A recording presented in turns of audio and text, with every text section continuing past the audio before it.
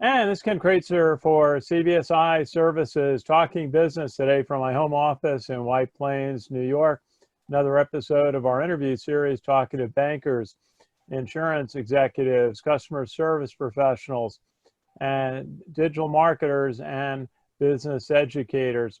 And we are always want to shout out to our staff down in Harrison, New York, our team, which takes care of our bank customers and their clients. CBSI provides insurance-based benefits and travel benefits to the credit card and consumer banking industry. And today we have a business educator with us coming back to the program. That is Victor Petenkemani, who is the Associate Dean of the School of Business at Mercy College, based in Dobbs Ferry, New York. Professor, how are you today? How's the last couple of months been for you? Good, good. Staying safe, and it has been quite an interesting time, but so far so good. How about you, Ken? Very good. Now we've been had a chance to stay in touch with a lot of our colleagues in business and marketing, and hear about their advice to businesses about communications and how to get through this COVID-19 situation. Now we're starting to talk more about how businesses can, what they want to do in communication strategy to open up, and other considerations, taking care of their employees. Professor, tell us a little bit about how you covered your courses in the spring semester during COVID-19, and what were some of the key topics that you discussed with your students? So the transition was smooth. I think that we had planned well, because we are used to teaching online. And so the transition from an in-person operation to the online operation did require some training and having a student adapt to that new modality, and training also some faculty. So I must say the transition was really, really good. I think we have a very good team and good leadership at Mercy, which actually helped that happen. So in terms of topics of conversation, I mean, I was teaching international business, and this was just a good topic to discuss and see how they play out with the tension between countries. How it was playing out, and discussing supply chain management and how disruptive, right, the pandemic has been in terms of supply chain management, and why there were some shortages, and explaining to students on how government was thinking about going forward, and what they should be thinking about going forward. Well, certainly supply chain applied to pharmaceuticals, some of the protective equipment that was needed being sourced around the world, and then some of the medications really brought supply chain into question, and working with different countries. What do you see on that going forward? Do you think there's going to be a significant change? Will countries try to source more of their necessities internally, do you think? I think there will be a shift. There will be a shift in reshoring, right? There's this concept of reshoring. That conversation has been happening even before the pandemic, and just because of the energy cost, right? The low energy cost environment before the pandemic had been pushing some trend of reshoring, some companies trying to bring back a manufacturing inland. But when we look at a grander scale, I think what companies are thinking about is to diversify their sourcing, right? It's not just being dependent anymore on one single source. The dominant manufacturer in the world is China. But I think what companies and also the investors to those companies are pushing those companies to rethink what type of risk they're exposed to when they are fully dependent on just one supplier, which is obviously most of our imports come from China. So that's a conversation happening in corporate America, and I'm confident that there will be there will be more sourcing somewhere else outside of China.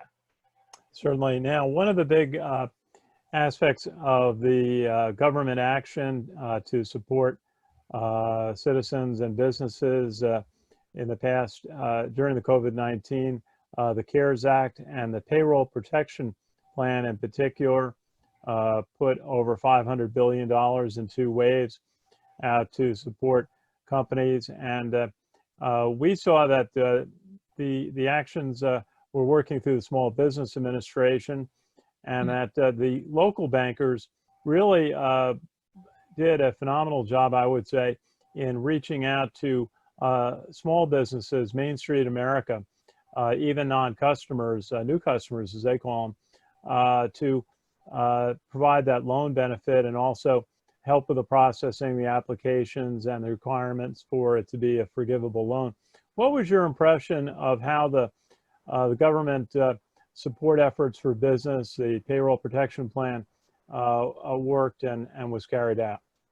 I think it's overall it's a very strong response. And when I remember our conversation right back 3 months ago, then the talk was around less than 1 billion, and then ultimately the CARES Act came out with about 2 trillion in a stimulus package, including payment, right, direct payment to household, and also loans to companies. I think it's the Congress and the president. I think the response overall is pretty good. I think like everything else, sometimes the devil is in the detail. You cannot plan everything. So I think some of the issues that we are seeing out there in small businesses not getting loans, or initially the focus with larger corporation. I think these things, as you move along, you address those problems. And now those problems are being addressed.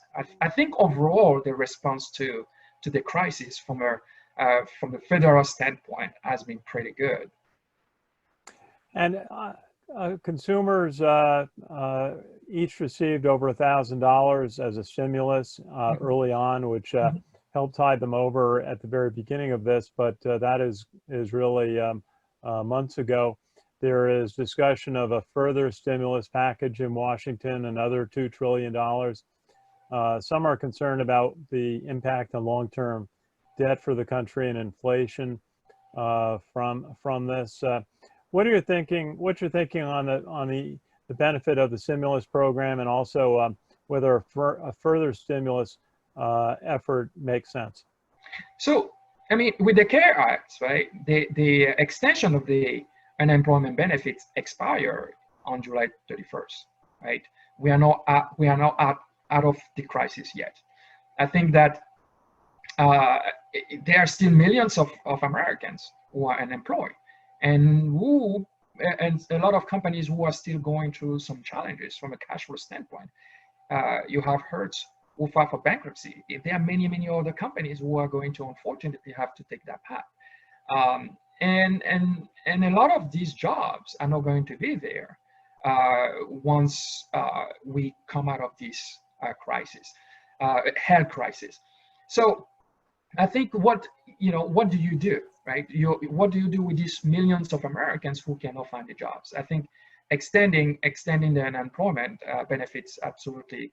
I think the Congress and the executive should not hesitate.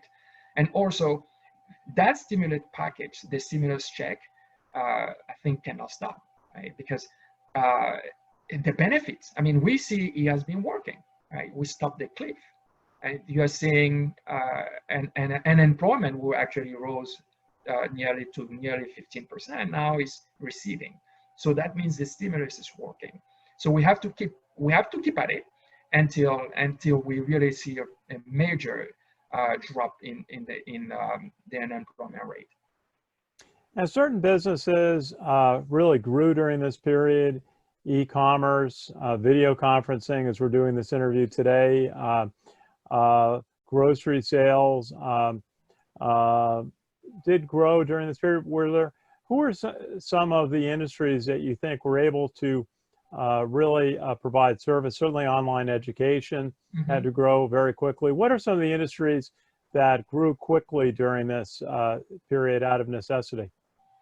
I would say anything related to technology and tech. You are saying tech, e-commerce, absolutely.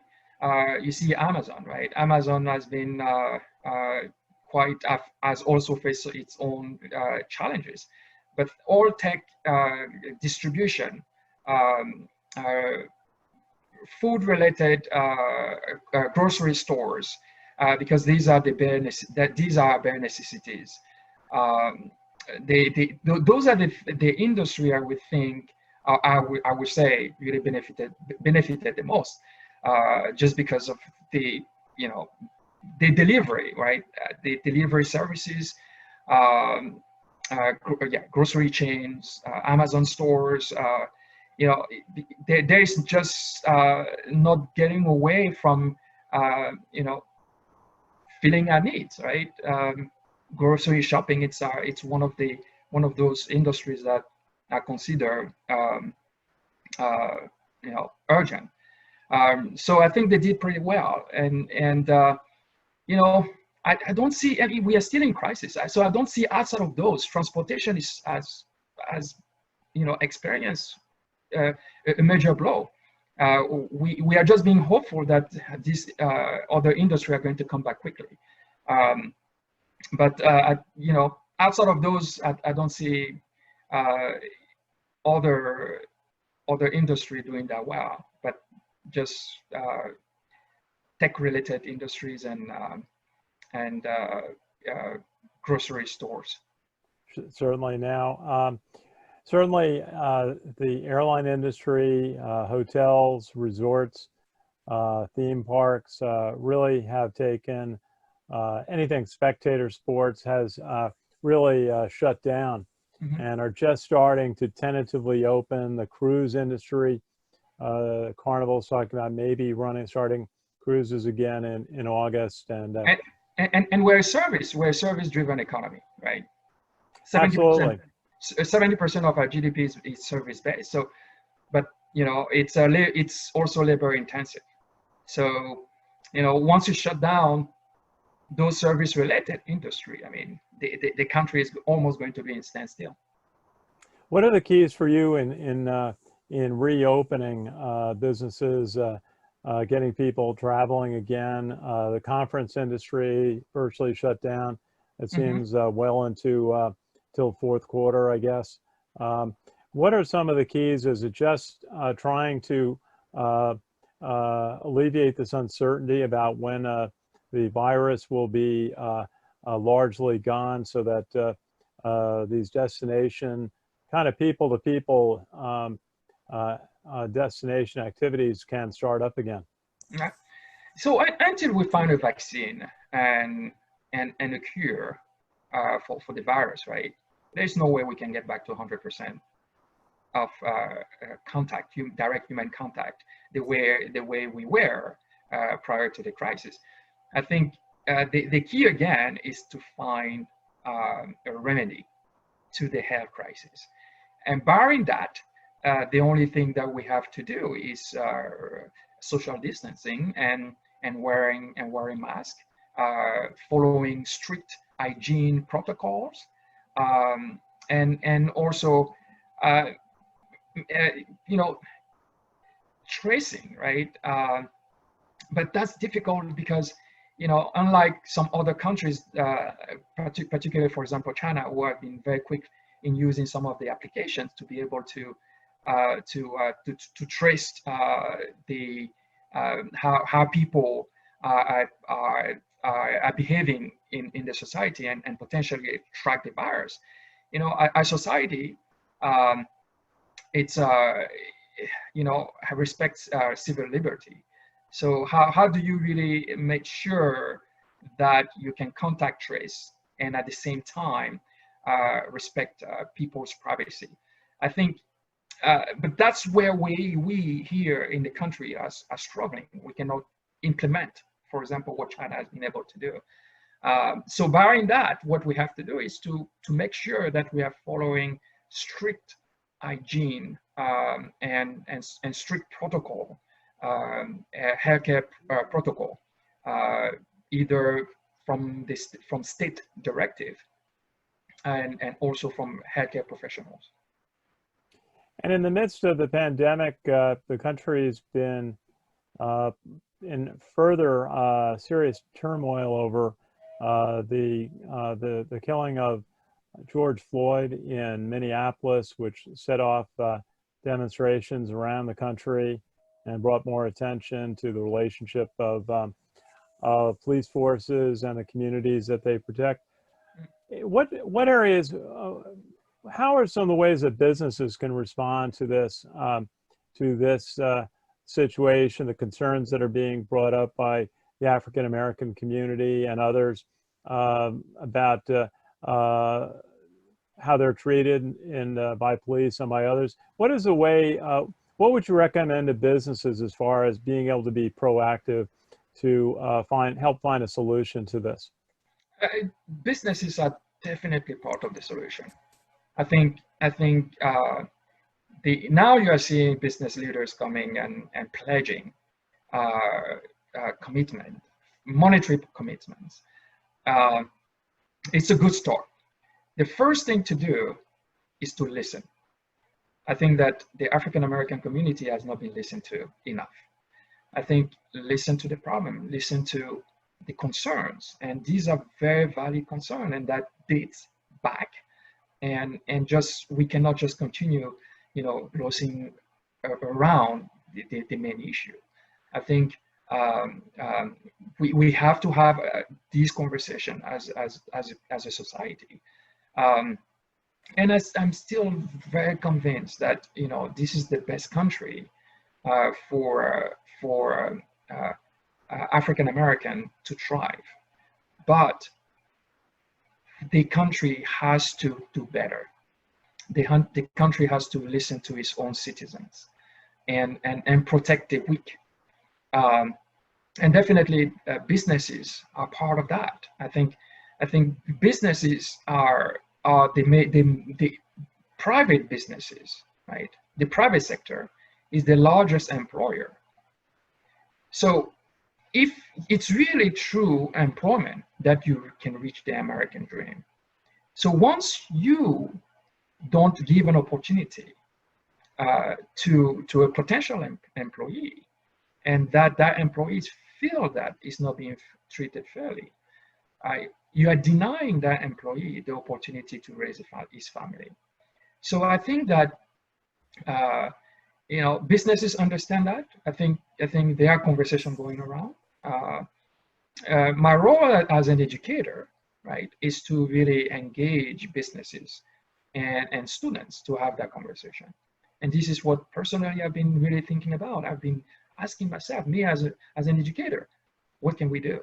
And I think that there are some ideas that I'm discussing internally, and we're going to see how to implement those ideas. And education is number one priority. I think we have to invest in our kids, and mostly the most vulnerable ones. And so that's where businesses can look into, right? Then businesses also have to look at their hiring policies, right?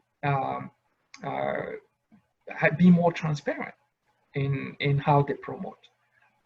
Have a discussion, like open and honest discussion on their on employment policies, and be transparent and communicative about it. I think that's really how you can address this type of problems. You cannot address it overnight. You cannot solve it overnight, but you have to engage the community to have a conversation about it. Well, I like your point about listening to citizens and taking care of the weak is so fundamental as far as the role of government, role of police and other government services. Now, Victor, tell us a little bit about special events. It's hard to have an event this fall to plan for it, but some of the educational initiatives. I know you've got open houses for your programs, both graduate and undergraduate, coming up at Mercy. Tell us a little bit about that. So again, Mercy is a great academic institution, and we have been making great impact on our students' life. I mean, Mercy is the largest non-for-profit academic institution in the state of New York. Not many people know about that, right? More than half of our student population are minorities, right? So we have received so many distinctions for the work that we do. And why? Because we provide a safe environment where anybody, regardless of your background, you can learn and gain the skills to achieve your potential. So I think, you know, that's what we are trying to communicate to the community. We are organizing open houses. We held an open house last week to showcase some of the example of impacts that we have made with many of our students going to Fortune 500 companies and having, you know, six-figure jobs as starting salaries. So I'm very, very proud of the work that we are doing here at Mercy. And so if there are some other open houses that we are going to be conducting, we have an open house for in the School of Business, at least for our graduate programs next week. I believe it's June 24th. And there are so many other open houses and accepted students day that we'll be organizing. And most of all those dates are available on our website. Mercy, you can go to www.mercy.edu and you can get access to all the open houses that we have. And Professor, Mercy has been a leader in online education for virtually 2 decades. I taught in some courses a few years ago. And what was always impressive about Mercy was they could say they had students in over 20 different countries taking courses online in various programs. What did you find out as the key to making online education successful and a productive learning environment for students? You know, what we found out is actually we are doing very well. We have actually a faculty we're able to transition quickly from in-person to online, and they were able to deliver the courses. You know, and we took a survey from our students to really see what their experience were like.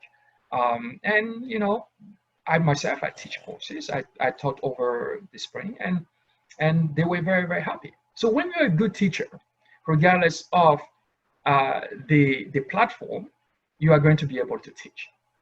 I think, and we can only improve from here. A lot of lessons learned. We learn a lot. We are talking about adding even more technology to our delivery. So we'll be equipping some of our classroom with state-of-the-art technology, just to again being ahead of the curve of really what distance learning is, and really what do you really need to do to deliver a quality education. You know, distance learning, absolutely. I think that we can do, and we are good at it. But also, how do we leverage this history and our skills in online delivery and also in person, and to be able to really help our students succeed ultimately, both academically and also once they graduate. Okay, Mercy is certainly a leader in online education, and but a beautiful campus over right on the Hudson River in Dobbs Ferry, New York. My sister Mary Kraetzer has been a professor there for many years and has had a terrific career teaching at Mercy. But remember, Ken, you always mention Dobbs Ferry, but Mercy is not only in Dobbs Ferry. Mercy is in Dobbs Ferry. Mercy is in in the Bronx. Mercy is in Manhattan. So we have actually all these three strategic campuses which allow us really, wherever you are in the metro area of New York City, right? You can find us, and we have one of the best faculty in the area, and our faculty primarily come from the industry, right? So we deliver experiential learning. When you come whether to us, it's not just about learning the theory. We are actually teaching you how to implement it into the work environment. That's right. The campus in the Bronx, very convenient, North Bronx on the east side. Tell us where that location is. It's right off the highway heading towards the Neck Bridge. Absolutely. It's off the Hutch, exit number 2 of the Hutch. And when you are driving, there is also, we are connected with the Metro Center, so you can access by driving or taking Metro North. And where is location in Manhattan? I believe it's right near Macy's. Yes, it's right across from Macy's on Herald Square on 34th and 6th Avenue. Very beautiful, brand new campus. I encourage everybody to Google Mercy Manhattan. It's a very, very beautiful campus. I really think that once people really discover what we are offering there, they just, will choose to come to Mercy. Absolutely. And Professor Victor Petenkemani, Associate Dean, School of Business at Mercy College. Do you have a final thought for us today? What's the keys for people to look at for the recovery in the fall? It's really, the numbers are looking good, in my opinion, right? Just stay safe, keep social distancing, follow all the hygiene protocol that the healthcare professional are advising us to do. We are not out of crisis yet, but let's protect ourselves, let's stay safe, and let's be hopeful. I think again, this is the greatest country in the world, and we will be fine. You have a very positive outlook, which is so good to hear and so well appreciated. Professor Victor Petenkemani, the Associate Dean, the School of Business at Mercy College, located in Dobbs Ferry, the Bronx and Manhattan. And pleased to say that I have taught in some of the programs at Mercy, had a great experience there. And so we hope to catch up with you again soon as we get closer to the fall and see how the business economy and also education is progressing. Thank you for joining us today. Thank you, Ken. Thank you. Look forward to it. And our pleasure. Safe. You too. Thank you. And again, this is Ken Kraetzer on behalf of our team at CBSIServices in Harrison, New York. Our company provides insurance-based benefits to the credit card and consumer banking industry, and we have a great team managing customer service on the programs and taking care of our customers and clients through this COVID-19 period, and always want to acknowledge their great effort and also our customers who we appreciate so much. So again, for CBSIServices based in Harrison, New York, from my home office in White Plains, this is Ken Kraetzer for CBSIServices. Have a great day, everybody, and stay well.